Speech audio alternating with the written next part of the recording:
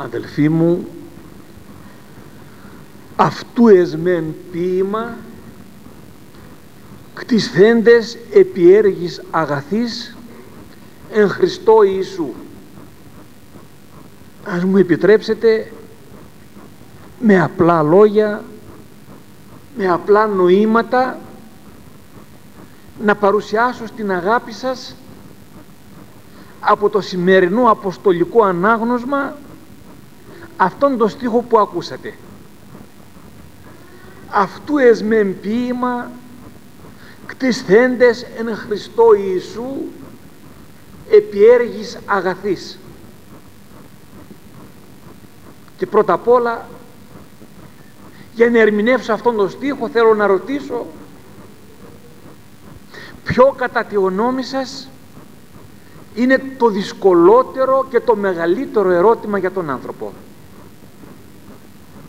Ο Απόστολος Παύλος λέει το μεγαλύτερο ερώτημα είναι δύο λέξεις: γιατί ζω? Άραγε γιατί υπάρχω? Ποιος είναι ο σκοπός και ποιο είναι το νόημα της ζωής μου επάνω στη γη αυτήν? Γιατί ζω είναι δύο εύκολες λέξεις, μα είναι πολύ δύσκολη η απάντηση. Πάρα πολλοί άνθρωποι, και μεγάλοι και σοφοί, προσπάθησαν να δώσουν μια απάντηση στο ερώτημα αυτό, γιατί ζει ο άνθρωπος στον κόσμο αυτόν.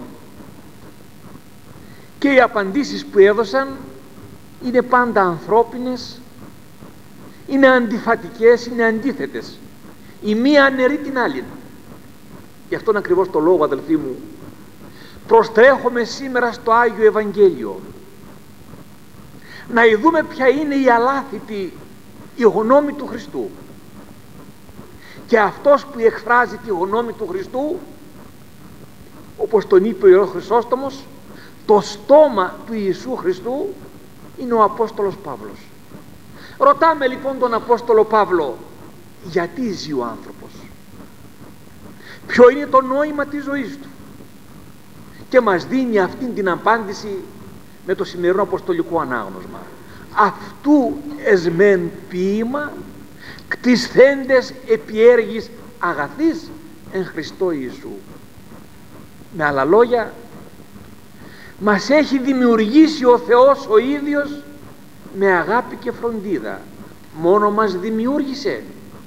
Μας ξαναδημιούργησε πνευματικά όταν ήρθε στον κόσμο και με το αίμα του και με τη θυσία του μας έκανε νέους ανθρώπους και νέες κτήσεις, όπως λέει ο Απόστολος Παύλος. Και προόρισε αυτός ο άνθρωπος να έχει σαν σκοπό της ζωής του τα αγαθά έργα, εκτίστημεν επί έργης αγαθής. Ώστε λοιπόν, αν κάποιος σας ρωτήσει ποιο είναι το νόημα της ζωής σας, γιατί ζείτε στον κόσμο αυτόν, να απαντάτε με τα λόγια αυτά του Αποστόλου Παύλου: ζω και υπάρχω για να κάνω τα καλά έργα, για να είμαι ένας καλός άνθρωπος, για να προσφέρω αγάπη και υπηρεσία και προσφορά στον συνάνθρωπό μου. Αυτό είναι το νόημα της ζωής μας. Αδελφοί μου, ας το πάρουμε λίγο πιο μακριά. Αυτή την κλίση, αυτόν τον προορισμό στον άνθρωπο, τον έδωσε ο Χριστός, ο Θεός, προαιωνίως. Πριν να γίνει ο κόσμος, πριν να γίνει ο άνθρωπος, πρώτα ο Θεός είπε τον σκοπό της ζωής του. Πότε? Όταν η Αγία Τριάδα επάνω στους ουρανούς συνεδρίαζε και αποφάσιζε την δημιουργία του ανθρώπου, είπε ο Θεός Πατέρας: ποιήσομεν άνθρωπον κατ' εικόνα ημετέραν και ομοίωση. Να κάνουμε έναν άνθρωπο να μοιάζει με τον Θεό. Να ο σκοπός της ζωής μας. Είναι αυτό που η θεολογία μας λέει η θέωση. Ο σκοπός της ζωής του ανθρώπου είναι η θέωση, να φτάσει τον Θεό. Είναι αυτό που λέει ο Γρηγόρης ο Παλαμάς, ότι ο άνθρωπος είναι ζώων θεούμενων. Ο άνθρωπος είναι ζώων αλλά θεούμενων, που μπορεί να φτάσει τον Θεό. Και αν διαβάσουμε όλη την Αγία Γραφή και στην Παλαιά Διαθήκη, θα δούμε ότι ο σκοπός της ζωής του ανθρώπου είναι να φτάσει τον Θεό. Παραδείγματος χάριν, θα σας είναι γνωστό εκείνο που λέει στην Παλαιά Διαθήκη, γίνεστε Άγιοι όσπερ Άγιος ημί. Να γίνετε Άγιοι όπως ο Θεός είναι Άγιος. Και στην Καινή Διαθήκη, από τα πολλά που υπάρχουν, σταματώ σε ένα που είπε ο Χριστός μας την τελευταία ημέρα του επιγείου βίου του. Θα ήταν τροποντινά η τελευταία του υποθήκη. Παράδειγμα, υπόδειγμα, δέδοκα ημίν, είπε στους μαθητές του.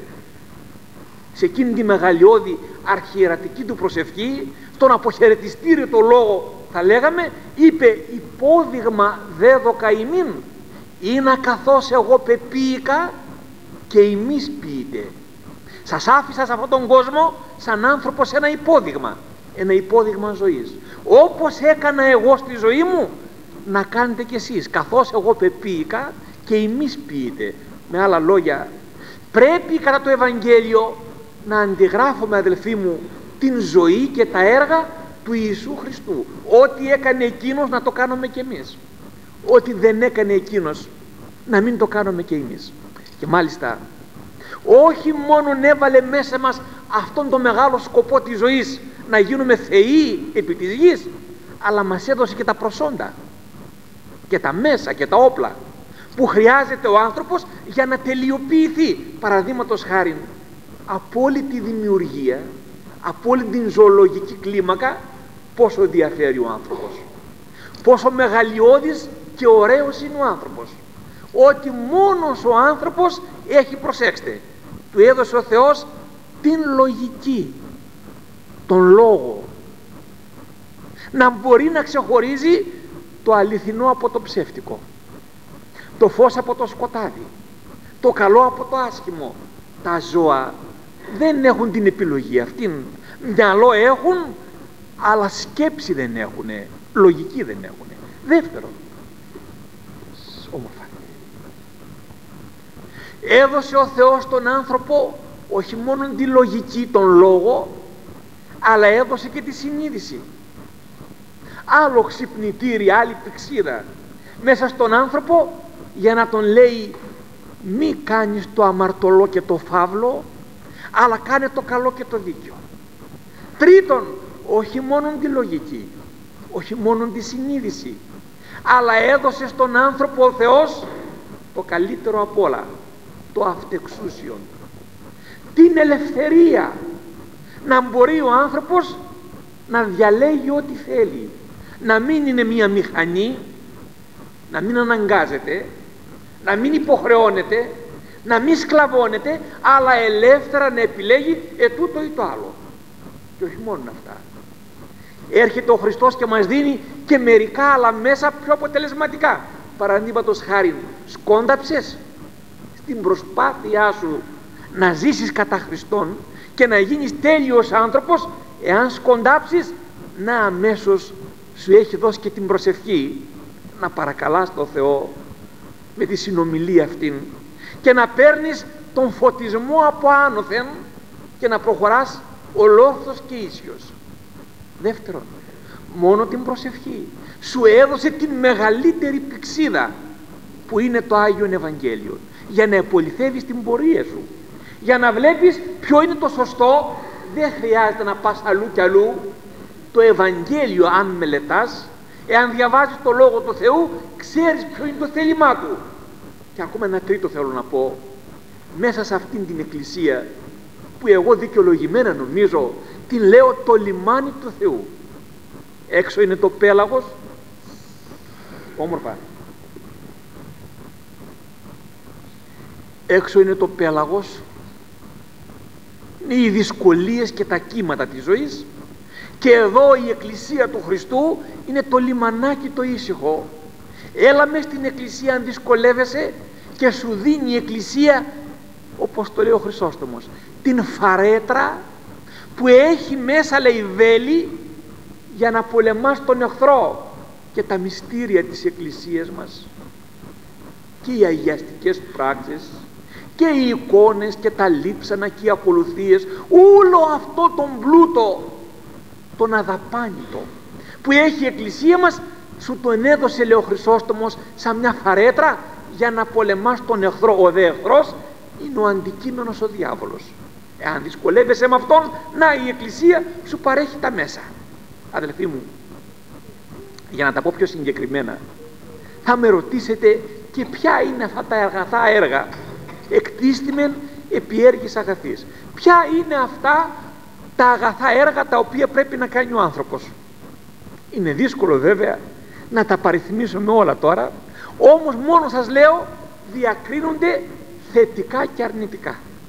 Αρνητικά σημαίνει μην κλέβεις, μην αρπάζεις, μην ψευδομαρτυρείς, μην φωνεύεις, μην μοιχεύεις, όλα αυτά που λέει ο Δεκάλογος. Και θετικά, ό,τι λέει η Καινή Διαθήκη του Ευαγγέλιων στην επί του όρους ομιλία του Κυρίου μας. Να έχεις αγάπη, να είσαι δίκαιος, να είσαι φιλόξενος, να βοηθάς τους πονεμένους ανθρώπους, να έχεις υπομονή στη ζωή. Είναι τα αρνητικά και τα θετικά.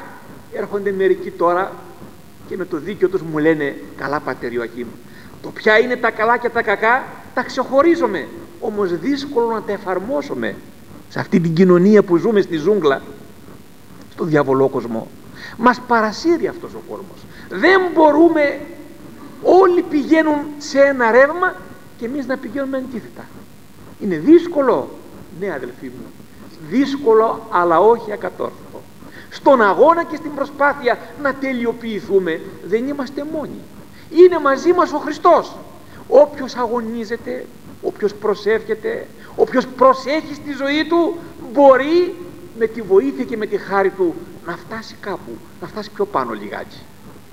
Δεν τον έχετε ακούσει τον Απόστολο Παύλο πόσο ωραία το λέει? Πάντα ισχύω εν το ενδυναμούντι με Χριστό. Πάντα κατορθώνω με τη δύναμη και τη χάρη του Ιησού Χριστού. Εάν αυτή τη δύναμη την επικαλείσαι και την θέλεις, μπορείς να την έχεις και μπορείς να αγωνίζεσαι και μπορείς να κερδίσεις. Και αφήνω το άλλο, είναι και το έπαθλο. Πόσο ωραία στην Αποκάλυψη. Τώρα βρίσκω πολλούς ανθρώπους που διαβάζουν την Αποκάλυψη όχι για άλλο λόγο, για να μάθουν, λέει, τι είναι ο Αντίχριστος. Ακούτε? Τώρα τελευταία που όλα έχουν διαστραφεί κάπως, οι άνθρωποι διαβάζουν την Αποκάλυψη για να μάθουν όχι τι είναι ο Χριστός, αλλά τι είναι ο Αντίχριστος. Η περιέργεια του κόσμου τους κάνει να μελετούν την Αποκάλυψη για τον Αντίχριστο. Λοιπόν, μελετώντας έστω και έτσι την Αποκάλυψη, θα βρούμε και το έπαθλο. Ποιο είναι το έπαθλο? Γίνου πιστός μέχρι θανάτου και δώσωση των στέφανων της ζωής. Εάν στον κόσμο αυτόν είσαι πιστός μέχρι θανάτου και ξέρεις τον προορισμό σου και κάνεις το καλό, να είσαι βέβαιος ότι ο Θεός σε αμείβει με δύο τρόπους πάλι. Ο ένας τρόπος είναι η ειρήνη μες στην καρδιά σου. Έκανες το καλό, βασιλεύει η βασιλεία του Θεού μέσα στην ψυχή σου. Και το δεύτερον έπαθλον, και εκεί επάνω που θα πας θα είσαι αιωνίως με τον Κύριο, γιατί τα καλά τα έργα, αδελφοί μου, είναι ο συνήγορός μας, είναι ο υποστηρικτής μας. Όταν θα παρουσιαστούμε εκεί επάνω, λέει κάποιος θεολόγος, τον οποίο διάβασα, θα μας κοιτάξει, λέει, ο Θεός στα χέρια. Εάν οι παλάμες, λέει, είναι κλειστές, σφιχτές και δεν έχουν κάνει καλό στον κόσμο, θα είναι κλειστές και οι πόρτες του παραδείσου. Εάν τα χέρια είναι ανοιχτά στην προσφορά, στην αγάπη, στην καλοσύνη, και οι πόρτες του παραδείσου θα είναι ανοιχτές για μας. Ώστε, αδελφοί μου, θέλω να τελειώσω με ένα παράδειγμα, να τα κάνω πιο συγκεκριμένα και κλείνω το λόγο σήμερα. Διάβασα ότι στην Νορβηγία, σε αυτή την βόρεια χώρα που κάνει και πολύ κρύο εκεί,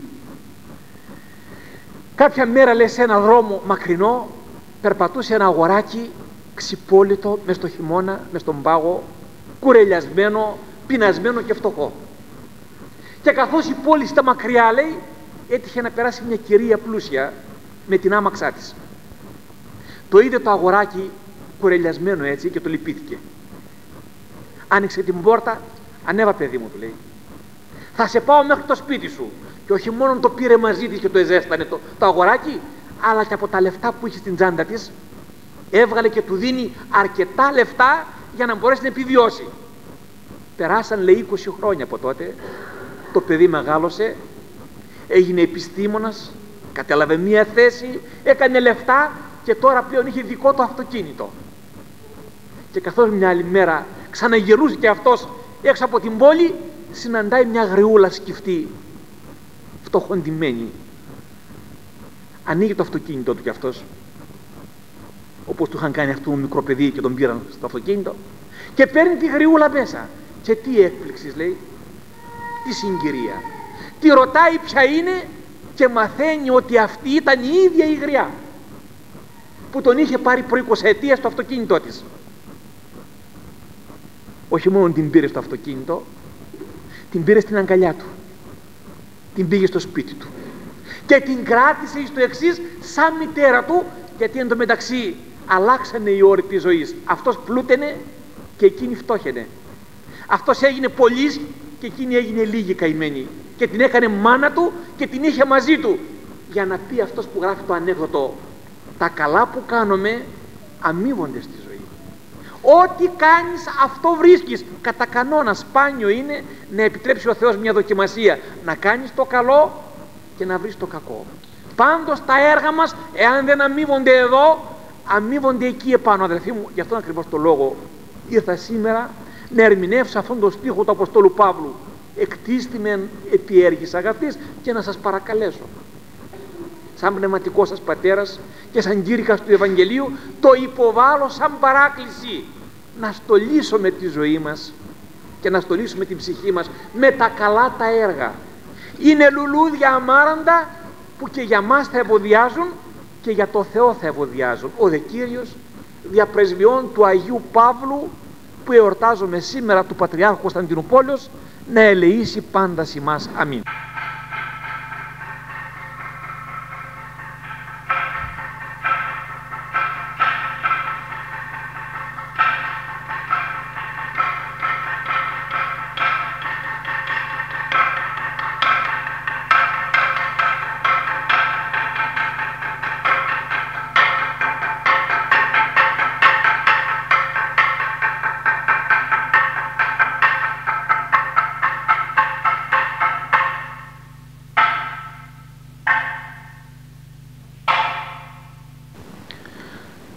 Τι ούτως έπρεπε νημήν αρχιερεύς. Αδελφοί μου, το καταλαβαίνετε ότι είναι πρέπον, ότι είναι άξιον και δίκαιον. Σήμερα 13 Νοεμβρίου, που κατά συγκυρίαν είναι και Κυριακή, επαναλαμβάνω, είναι δίκαιον το κήρυγμα να μην πάρει αφορμή από το Ευαγγέλιο που ακούσαμε ή από τον Απόστολο που ακούσαμε, αλλά αφορμή του κηρύγματος να γίνει εκείνος ο ανεπανάληπτος, ο ουρανομίκης Χρυσόστομος, ο μεγάλος αυτός Άγιος που η Εκκλησία μας εορτάζει και τιμά σήμερα. Και τι μπορεί να πει κανείς για να παρουσιάσει αυτήν τη μεγάλη μορφή? Είναι τόσο μεγάλος, είναι τόσο φωτεινός, είναι τόσο ουράνιος, που όποιος θέλει να τον παρουσιάσει γίνεται πάρα πολύ μικρός. Και επιτρέψτε μου, με αυτήν τη μικρότητα, με τη φτωχή μου γλώσσα, να δώσω πρώτα απ' όλα τον ορισμό του Χρυσοστόμου. Τι είναι ο Χρυσόστομος? Στη σύγχρονη γλώσσα θα έλεγα ότι είναι ο πρωταθλητής, ο πρωταθλητής του πνεύματος. Άλλος πρώτος από αυτόν δεν υπάρχει. Στους αγώνες, στη διδασκαλία, στα θαύματα και στο μαρτύριό του. Ήρωας του πνεύματος λοιπόν, πρωταθλητής. Αλλά αδελφοί μου, ας μου επιτρέψετε να σταθώ στα δύο ονόματά του, στο όνομά του και στο επίθετο του. Του ταιριάζουν και τα δύο, και το όνομα Ιωάννης και το επίθετο Χρυσόστομος Είναι ό,τι πρέπει, αυτό που λέει ο λαός, όνομα και πράγμα. Και στη θεωρία και στην πράξη είναι ο Ιωάννης και είναι ο Χρυσόστομος. Σας το εξήγησα κι άλλη φορά νομίζω, αν το θυμάστε, τι σημαίνει το όνομα Ιωάννης. Είναι εβραϊκό, προφέρεται Ιωχανάν και πάει να πει σημαίνει δώρον του Θεού. Ιωάννης ίσον δώρον του Θεού. Και μήπως δεν ήταν δώρον του Θεού ο Ιωάννης? Δώρον του Θεού για όλη την ανθρωπότητα. Ένα λουλούδι αμάραντο που και την ευωδιά του και τη δροσιά του θα την έχει σε αιώνα αιώνος. Και τι συγκυρία, τι όμορφο είναι, ότι η μάνα του Χρυσοστόμου λεγότανε Ανθούσα. Ανθοκήπιο η μάνα, άνθος αμάραντο ο Χρυσόστομος, ο γιος της. Δεν είναι υπερβολή να σας πω ότι στα 1000 χρόνια ζήτημα είναι αν ο κόσμος αυτός αποκτά έναν Ιωάννη. Ο Ιωάννης είναι το δώρον της ανθρωπότητος. Ένα παιδί το έκανε γιατί έμεινε η Ανθούσα χήρα σε ηλικία 20 ετών. Δεν ξαναπαντρεύτηκε. Ένα τον είχε και τον αφιέρωσε στην Εκκλησία και στην ανθρωπότητα για να τον έχουμε σήμερα εμείς αυτόν και τα συγγράμματά του και προπάντων τη λειτουργία του, αυτήν τη μεγαλειώδη λειτουργία που μας αξιώνει ο Θεός να ακούμε σχεδόν όλο το χρόνο. Λίγες είναι οι Κυριακές, 10 Κυριακές μόνο που λέμε τη λειτουργία του Μεγάλου Βασιλείου. Όλο τον άλλο χρόνο αυτή η λειτουργία πόσο κατανυκτική, πόσο ουράνια, πόσο μεγαλειώδης είναι. Αυτό και μόνον έφτανε για να είναι ο Ιωάννης καταξιωμένος σαν Ιωάννης και σαν Χρυσόστομος. Τώρα έρχομαι στο δεύτερο. Το επίθετο Χρυσόστομος δεν του το βάλαν στην κολυμβήθρα, δεν το βάφτισε η μάνα του Χρυσόστομο, τον είπε Ιωάννη.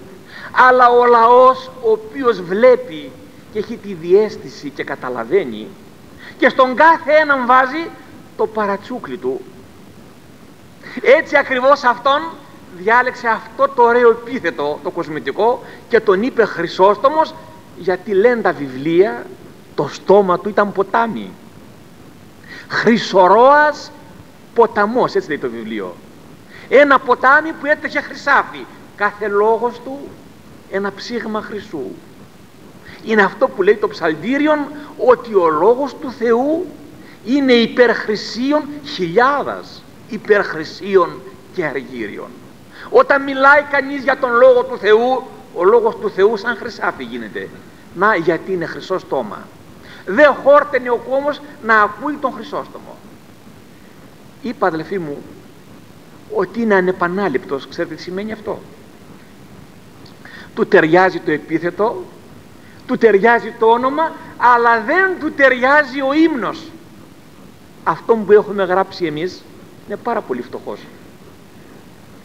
Και αυτά τα λόγια που λέω σήμερα εγώ είναι πάρα πολύ φτωχά για τον Ιερό Χρυσόστομο.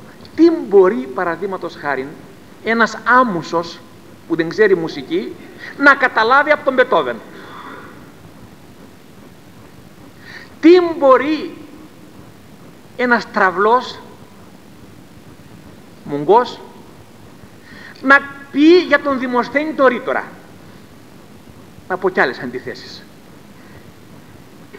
Τι μπορεί να συγκριθεί ένας νάνος με ένα γίγαντα? Τι μπορεί να συγκριθεί ένα ειδόνι με ένα κοράκι? Τι μπορεί να συγκριθεί ένας λαγός με ένα λιοντάρι? Ο Ιωάννης είναι ο γίγαντας του πνεύματος. Είναι το αηδόνι της Εκκλησίας μας. Όπως το λιοντάρι είναι ο βασιλιάς των ζώων, ο βασιλιάς των ιεροκηρύκων και των Αγίων είναι ο Ιερός Χρυσόστομος. Πραγματικό λιοντάρι και στους αγώνες που έκανε, γιατί αδελφοί μου, κανένας άλλος Άγιος δεν πολεμήθηκε τόσο σφοδρά όσο ο Ιωάννης ο Χρυσόστομος. Όσο πιο Άγιος είναι κανείς, όσο πιο καθαρός είναι, όσο πιο σπουδαίος είναι, τόσο περισσότερο η ζήλια και η κακία και η διαστροφή του κόσμου τον συκοφαντεί και τον κατηγοράει. Και ο Ιωάννης υπέφερε πάρα πολλά. Γιατί ο Ιωάννης έκανε αυτό που δεν κάνουμε σήμερα εμείς. Δεν τα έβαζε με το λαό, με τους μικρούς, με τους αδύνατους, τα έβαζε με τους μεγάλους. Όχι να κάνεις τον σπουδαίο, τον τύραννο στους υφισταμένους σου και στους προϊσταμένους να είσαι λαγουδάκι. Όχι έτσι. Ο λόγος του Χρυσοστόμου, λέει το συναξάριο, προσέξτε αυτό που θα πω, ο λόγος του Χρυσοστόμου, λέει, τι ήτανε? Από τη μια μεριά για τον λαό, λέει, ήταν αηδονίσιο και λάιδημα, και για τους μεγάλους και ισχυρούς, λέει, ήτανε σάλπιγγα. Κάπου λέει ο Απόστολος Παύλος, εάν μη σάλπιγγς φωνήν δω, τις παραστήσετε εις πόλεμον. Εάν, λέει, σάλπιγγα, δε δω στο πολεμικό σύνθημα, πώς θα μαζευτούν οι άνθρωποι να πολεμήσουνε? Και η φωνή του Χρυσοστόμου ήταν και σάλπιγγα, πολεμική σάλπιγγα, και μιλούσε, κάποιος έγραψε, να το πω και αυτό, ότι ο λόγος του Θεού, λέει, δεν πρέπει να είναι σαν το χαμομήλι που είναι μαλακτικό και το πίνεις να μαλακώσει ο λαιμός σου. Ο λόγος του Θεού περισσότερο δεν πρέπει να είναι σαν το χλωροφόρμιο που το παίρνεις και σε αποκοιμίζει. Ο λόγος του Θεού πρέπει να είναι σαν τη βροντή και σαν την αστραπή. Και όταν μιλούσε ο Χρυσόστομος, μέσα στην εκκλησία άστραφτε. Έτσι, Πετροχάτη, να σας πω με ποιους τα έβαλε, με ποιους πολέμησε. Πρώτα απ' όλα πολέμησε με τους πλουσίους της εποχής εκείνης, τους εκμεταλλευτές πλουσίους, που άρπαζαν και αδικούσαν και εκμεταλλευόταν. Για αυτή η κοινωνική αδικία δεν είναι μόνο σημερινό φαινόμενο, παντοτινό φαινόμενο ήτανε. Και δύο άνθρωποι, λέει κάποιος, αν μείνουν στον πλανήτη επάνω, πάλι θα υπάρχει κοινωνική αδικία. Θα υπάρχει ο μεγάλος και ο μικρός, ο πλούσιος και ο φτωχός. Πραγματική ισότητα δεν υπάρχει στον κόσμο. Και για να περιορίσει την αδικία, μιλούσε πάντα εναντίον των πλουσίων, και μάλιστα τον κατηγορούσαν, λέει, ούτε ένας λόγος του Χρυσοστόμου, ένα κήρυγμα δεν υπάρχει που να μην τελειώνει με μύδρους εναντίον των πλουσίων και με λόγια παρηγορητικά υπέρ των φτωχών. Πάντα τελείωνε με την ελεημοσύνη. Δεύτερον, πολέμησε ο Χρυσόστομος όχι μόνο τους πλουσίους, αλλά κυρίως τους άρχοντας της εποχής εκείνης. Ο δε μεγαλύτερος άρχοντας, με τον οποίον τα έβαλε, λεγόταν Ευτρόπιος. Και θα σας παρακαλέσω πάρα πολύ, αν θέλετε κάτι να διαβάσετε από τον Χρυσόστομο, από τα 2.000 κείμενα που σώζονται, 2.000 κείμενα του σώζονται. Ποιος ξέρει πόσα άλλα που έχουν χαθεί. Να πάτε και να διαβάσετε τον λόγο του Χρυσοστόμου προς τον Ευτρόπιον. Ο Ευτρόπιος ήταν ο πρωθυπουργός την εποχή που ο Χρυσόστομος ήταν πατριάρχης Κωνσταντινούπολεως. Και αυτός ο πρωθυπουργός, ο Ευτρόπιος, ήταν τόσο αισχρός και διεφθαρμένος, που τι έκανε? Όχι μόνο τα έβαλε με την εκκλησία, αλλά έβγαλε ένα νόμο και έλεγε, όποιος πάει στην εκκλησία να κρυφτεί, γιατί η εκκλησία ήταν το άσυλον, όποιος τον κυνηγούσε ο νόμος πήγαινε στην εκκλησία μέσα, κρυβότανε, και δεν τολμούσαν να τον πιάσουν αν δεν βγει από την εκκλησία. Αυτός ο Ευτρόπιος, λέει, κατάργησε αυτόν τον νόμο και είπε, όποιος κι αν είναι να συλλαμβάνεται και εν ώρα λειτουργίας. Και την ώρα που λειτουργούσανε, ο Χρυσόστομος, έμπαιναν οι αστυνομικοί μέσα για να συλλάβουν τους διαφόρους ύποπτους. Στενοχωρέθηκε πολύ ο Χρυσόστομος. Και πώς τα έφερε ο Θεός? Αυτό που λέτε εσείς στη δική σας γλώσσα, ρόδα είναι και γυρίζει η ζωή. Τα πάνω έρχονται κάτω. Μια μέρα πέφτει στη δυσμένεια του βασιλιά, ο πρωθυπουργός, και στέλνει το στρατό να συλλάβουν τον πρωθυπουργό. Τρέχει και αυτός να κρυφτεί στο ναό της Αγίας Σοφίας μέσα. Ναι, αλλά τον νόμο τον είχε καταργήσει. Μπαίνει ο λαός μέσα και αρπάζουν τον Ευτρόπιο να τον ξεσκίσουνε. Και εκείνη την ώρα, λέει, την ώρα που ο λαός ήταν έτοιμος να κάνει κομμάτια τον Ευτρόπιο, ανεβαίνει ο Χρυσόστομος επάνω στον άμβονα, απλώνει τα χέρια του. Σας παρακαλώ, λέει, μην τον πειράζετε. Όταν ήταν ισχυρός, τότε τον πολεμούσα εγώ. Τώρα που είναι καλά μη σπασμένο, ας τον λυπηθούμε. Και είπε αυτόν τον λόγο προς τον Ευτρόπιον, που αρχίζει ως εξής: πάντοτε μεν νυν δε επίκαιρον υπήν ματαιώτης ματαιωτήτων, τα πάντα ματαιώτης. Έτσι αρχίζει ο λόγος αυτός προς τον Ευτρόπιον. Δεν πολέμησε ο Χρυσόστομος τους πλουσίους και τους άρχοντες και μεσά στις γυναίκες. Συχνά τα έβαζε ο Χρυσόστομος. Και κυρίως έλεγε, δεν είναι σωστό να υπάρχουν πεινασμένοι από τη μια μεριά. Φανταστείτε, στην Αντιόχεια που ήταν πρεσβύτερος, είχε φτιάξει ένα συσίτιο για τους φτωχούς, 3.000 μερίδες την ημέρα. Και στην Κωνσταντινούπολη που ήταν πατριάρχης, 7.000 άνθρωποι έτρωγαν κάθε μέρα το φαγητό τους από το καζάνι του Χρυσοστόμου. Και έλεγε στις γυναίκες, δεν είναι σωστό όταν εγώ δεν έχω φαγητό να δώσω, εσείς να φοράτε κοσμήματα. Συχνά πυκνά έκανε έλεγχο στις γυναίκες που φοράνε τα κοσμήματα. Βγάλτε τα κοσμήματα να τα κάνουμε ψωμιά, έλεγε, να τα κάνουμε φαγητά, να τα κάνουμε ρούχα για τους φτωχούς. Τέταρτον, όχι μόνο με τους πλουσίους και τους άρχοντες και τις γυναίκες, αλλά ο Χρυσόστομος πολέμησε, θα το ακούσετε αυτό και θα σας κάνει εντύπωση, κυρίως με τους κληρικούς, τους διεφθαρμένους, τους φαύλους και ιδιαίτερα τους επισκόπους. Να φανταστείτε, σε μία περιοδία μόνο που έκανε στο Βόσπορο, καθήρεσε 13 Μητροπολίτες, γιατί δεν ήταν άξιοι της αποστολής τους, και έγραψε και για αυτούς ένα λόγο και είπε, ουδέν δέδικα ως τους επισκόπους πλην ενίων. Δηλαδή τίποτε δεν έχει φοβηθεί το μάτι μου όσο τους δεσποτάδες, εκτός από λίγους. Ουδέν δέδικα ως τους επισκόπους πλην ενίων. Αλλά έλα εδώ, Χρυσόστομε, εσύ είσαι που τα βάζεις με τους δεσποτάδες και με τους βασιλιάδες και με τις γυναίκες.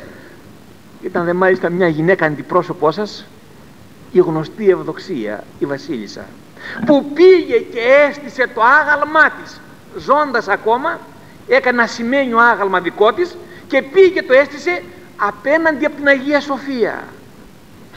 Και ανέβηκε, λέει, ο Χρυσόστομος επάνω στον άμβονα μια φορά ακόμα και είπε για την Ευδοξία τα εξαμάξεις.